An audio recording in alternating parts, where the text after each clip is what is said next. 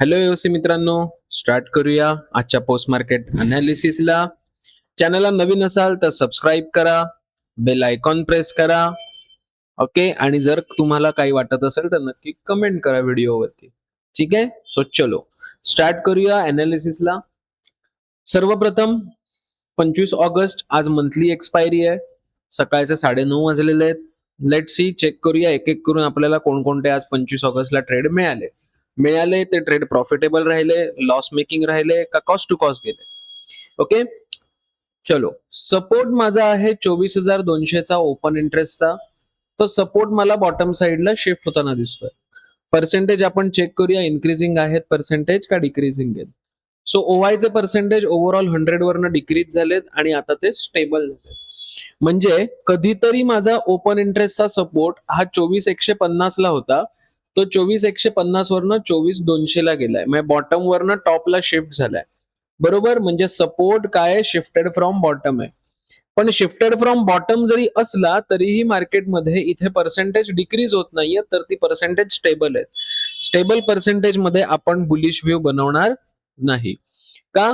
कारण जर ही पर्सेंटेज वाढली तर शिफ्टिंग टुवर्ड्स बॉटम होऊन सपोर्ट बेरिश प्रेशर तयार करेल. त्यामुळे सध्या ही पर्सेंटेज काय आहेत, सध्या ही पर्सेंटेज इन्क्रीज होत नाहीयेत आणि डिक्रीज पण होत नाहीयेत. ही पर्सेंटेज स्टेबल आहे. त्यामुळे सपोर्ट साइडला सध्या तरी व्ह्यू बनत नाहीये. सपोर्ट साइडचा एकदा व्हॉल्यूम बघूया आणि ओवाय चेंज बघूया, वरती यायचा प्रयत्न करतायत का. लेट सी, बघूया. सो व्हॉल्यूम ओव्हरऑल मला इन्क्रीजिंग बघायला मिळतोय, ओवाय चेंज मला ओव्हरऑल इन्क्रीजिंग बघायला मिळतोय. म्हणजे सपोर्ट साइडचा ओवाय चेंज आणि व्हॉल्यूम 24,150 वरनं 24,200 ला शिफ्टिंग टुवर्ड्स टॉप होताना दिसत आहेत.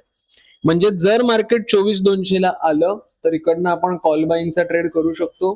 फक्त कंडिशन ही असेल की ही पर्सेंटेज इन्क्रीजिंग असली पाहिजेत आणि ही पर्सेंटेज ओवायची डिक्रीजिंग असली पाहिजेत, म्हणजे मार्केट 24,200च्या खाली येणार नाही.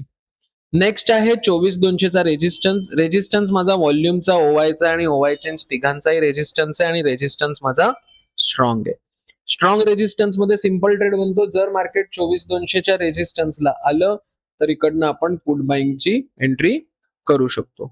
म्हणजे इथे दोन ट्रेड मिळत आहेत. 24,200च्या सपोर्टवरनं कॉल बाईंगचा ट्रेड.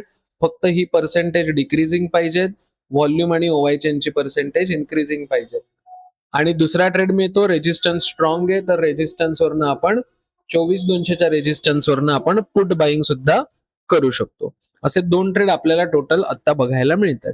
मार्केट आता लेवलला नाहीये, त्यामुळे लगेच काय आपण ट्रेड पंच करणार नाही आहोत. आपण वेट करणार, लेव्हलचा वेट करणार, लेव्हलची वाट बघणार आणि त्यानंतर आपण ऑर्डर पंच करणार.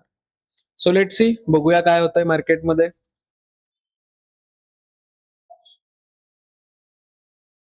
चला, मार्केट लेवलला आलंय, सपोर्टला आलंय, करायचा का ट्रेड इकडनं कॉल बाईंगचा. डेटा चेक करूया. सपोर्ट 24,150चा आहे, व्हॉल्यूम ओवाय चेनचा. ओवाय चेन स्ट्रॉंग आहे, ओवाय मला वरती शिफ्ट होताना दिसतोय, व्हॉल्यूम मला वरती शिफ्ट होताना दिसतोय. सो ही दोन्ही पर्सेंटेज एकदा आपण चेक करूया, इन्क्रीजिंग आहेत का डिक्रीजिंग आहेत. सो व्हॉल्यूमची पर्सेंटेज 100 वरनं डिक्रीज होत आहेत आणि ओवायची पर्सेंटेज सुद्धा 100 वरनं डिक्रीज होत आहेत. याचा अर्थ काय, व्हॉल्यूम 24,200 वरनं 150 ला आलाय आणि ओवाय सुद्धा 24,200 वरनं 150 ला आलेला आहे. ओके, मग आपण काय करणार, इकडनं कॉल बाय करणार नाही, कारण माझा सपोर्ट जो आहे हा शिफ्टेड फ्रॉम टॉप झालाय.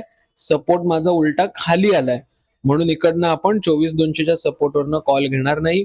कॉल घ्यायचाच असेल तर 24,150च्या सपोर्टवरनं आपण कॉल घेऊ, कारण बॉटमला कुठेही शिफ्टिंग दिसत नाहीये. ओके, लेट सी, बघूया.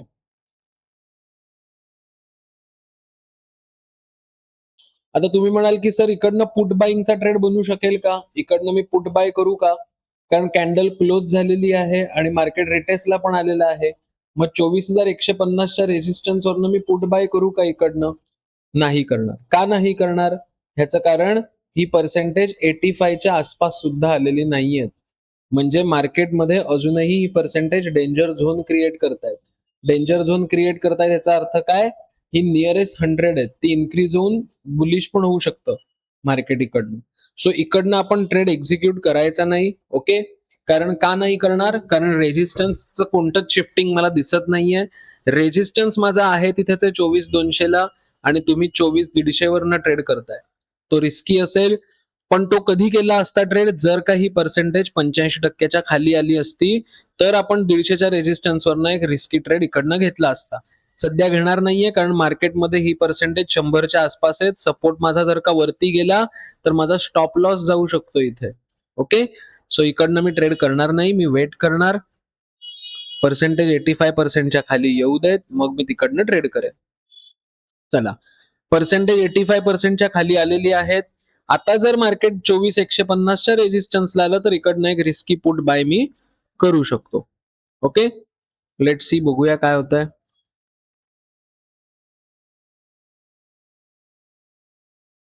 सपोर्ट माझा 24,200 वरनं 24,150 ला आला आणि 150 वरनं आता 24,100 ला जातोय.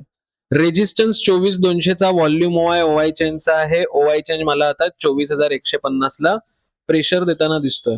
मग जर मार्केट 24,150च्या रेजिस्टन्सला आलं तर इकडनं आपण पुट बाईंगचा ट्रेड नक्की करू शकतो.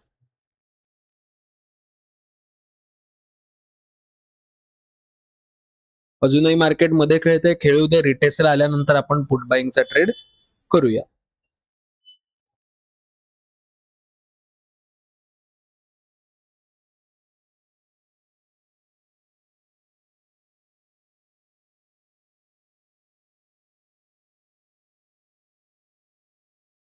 चला, मार्केट इथे 24,150च्या रेजिस्टन्सला आलेलं आहे. इकडनं पुट घेणार का? एक रिस्की पुट आपण घेऊ शकतो. का घेऊ शकतो? कारण एवढं मार्केट वरती येऊन सुद्धा सपोर्टने कोणत्याही प्रकारचं शिफ्टिंग इथे सपोर्ट दाखवत नाहीये. रेजिस्टन्स 90% आहे, त्यामुळे अजूनही तो डेंजर झोन क्रिएट करतोय. त्यामुळे इकडनं तो मार्केटला खाली पाडायचा प्रयत्न करू शकतो. मग जर मार्केट 24,150च्या रेजिस्टन्सला आलंय तर इकडनं एक रिस्की पुट आपण नक्की ट्राय करू शकतो. ठीक आहे, लेट्स सी, बघूया काय होतं.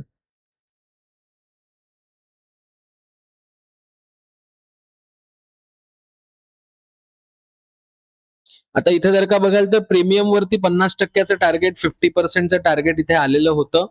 सो 50%चं टार्गेट प्रीमियम वरती आलेलं, त्यामुळे stop loss cost to cost करायचा, टार्गेटची वाट बघायची. हे बघा, 50%चं टार्गेट आलेलं आहे. Stop loss cost to cost करायचा, टार्गेटची वाट बघायची.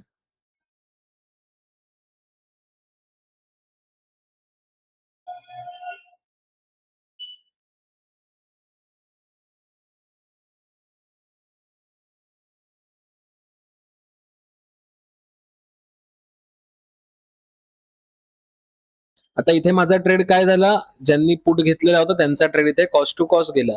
म्हणजे ह्या ट्रेडने प्रॉफिट दिलं नाही, पण ह्या ट्रेडने लॉस पण दिला नाही. गेला तरी माझा ट्रेड काय झाला, कॉस्ट टू कॉस्ट झाला. आता डेटामध्ये काही चेंजेस आहेत, तर 24,150चा जो सपोर्ट आहे तो पुन्हा 24,200 ला प्रेशर देताना, शिफ्टिंग होत करताना आपल्याला बघायला मिळतोय. 24,200च्या सपोर्टला जर का मार्केट आलं तर इकडनं आपण कॉल बाईंग करू शकतो. फक्त कंडिशन ही असेल की ही पर्सेंटेज कंटिन्युअसली इन्क्रीजिंग असली पाहिजे, किंवा सरळ वेट करायचा. रेजिस्टन्स माझा स्ट्रॉंग आहे. जर मार्केट 24,200च्या रेजिस्टन्सला आलं तर रेजिस्टन्सवरनं पुट बाय करू शकतो. लेट सी, बघूया मार्केट आपल्याला कोणत्या रेंजमध्ये देत आहे ट्रेड.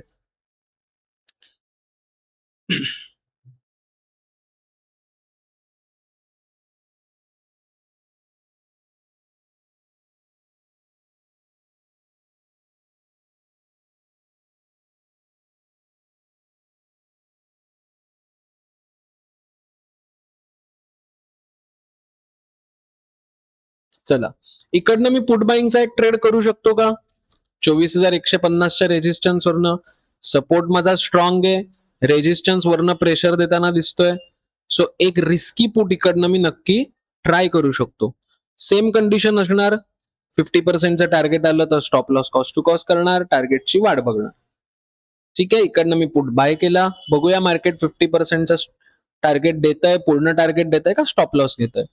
ही जेवढी पर्सेंटेज इन्क्रीजिंग राहतील तेवढं माझं टार्गेट मला इझिली मिळायला लागेल. लक्षात घ्या, आयव्ही कमी आहे, इम्प्लाइड व्होलॅटिलिटी कमी आहे, त्यामुळे टार्गेट यायला 1.5 ते पावणे 2 तास लागू शकतात.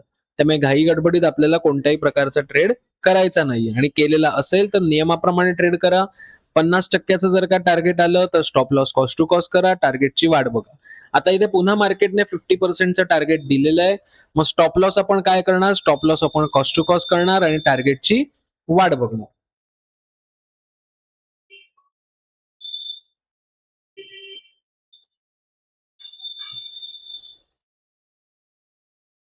जास्तीत जास्त 2:30 वाजेपर्यंत हा ट्रेड आपण होल्ड करूया.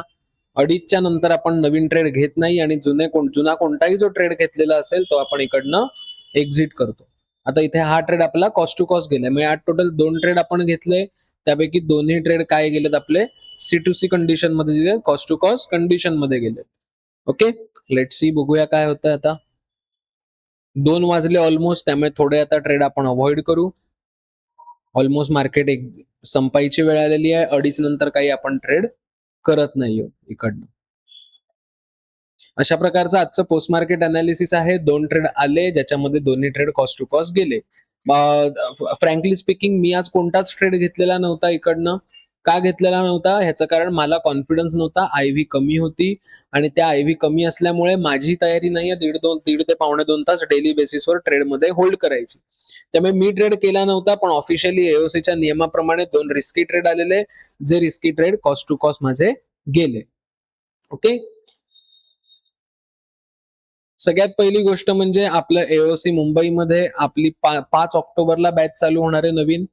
ओके, सो जी लोक इंटरेस्टेड असतील त्यांनी लवकरात लवकर संपर्क करा. 10 ऍडमिशनच्या वरती आपण ऍडमिशन घेत नाही. ऑनलाईन बॅच अवेलेबल आहे, ऑफलाईन बॅच अवेलेबल आहे, त्यामुळे दोन्ही बॅच मोडमध्ये तुम्ही एनरोलमेंट करू शकता. प्लस आपला लोणावळ्याला आपला इव्हेंट होणार आहे 28 आणि 29 सप्टेंबरला, लोणावळा मीटअप ज्याला आपण म्हणतो. 2 दिवसाचा इव्हेंट असणार आहे. त्याच्या रिलेटेड जर का तुम्हाला काही डाऊट असतील तरी तुम्ही मला संपर्क करू शकता. लाईव्ह मार्केटमध्ये तुम्हाला ट्रेड कसे करायचे, सेलिंग कसं करायचं, बाईंग कसं करायचं, फ्युचरमध्ये ट्रेड कसे करायचे, ह्या सगळ्या गोष्टी तुम्हाला ह्याच्यामध्ये शिकवण्यात येतील. ह्याचं पेमेंट तुम्ही क्रेडिट कार्डने करू शकता किंवा डायरेक्ट UPI ने करू शकता, किंवा तुम्ही फुल पेमेंट करायचं तर फुल पेमेंट सुद्धा करू शकता, किंवा पार्ट पेमेंट पहिले करून सीट बुक करू शकता. कारण आपला हा इव्हेंट आहे हिल स्टेशनला. हिल स्टेशनला सीटिंग अरेंजमेंट खूप कंजेस्टेड असते आणि आपल्याला खूप कमी लोकांमध्ये हा इव्हेंट करायचा आहे. त्यामुळे पार्ट पेमेंट करून तुम्ही तुमची सीट जी आहे ही सुद्धा बुक करू शकता. ठीक आहे, सो चलो असेच भेटत राहूया, रोज पोस्ट मार्केट बघत राहूया. रोज सकाळी 9:30ला लाईव्ह सेशन सुद्धा तुम्ही जॉईन करू शकता. ठीक आहे, सो चलो भेटूया उद्या पुन्हा सकाळी 9:30ला त्याच जोमामध्ये आणि त्याच जोशामध्ये. शिकत राहा चांगलं. चॅनलला सबस्क्राईब करा. व्हिडिओ आवडला असेल तर लाईक करा, कमेंट करा नक्की. जर का काही तुमची सजेशन्स असतील तर ती सजेशन्स आपण ग्राह्य धरू. ओके, सो चलो tata, bye bye, have a nice day, have a good day.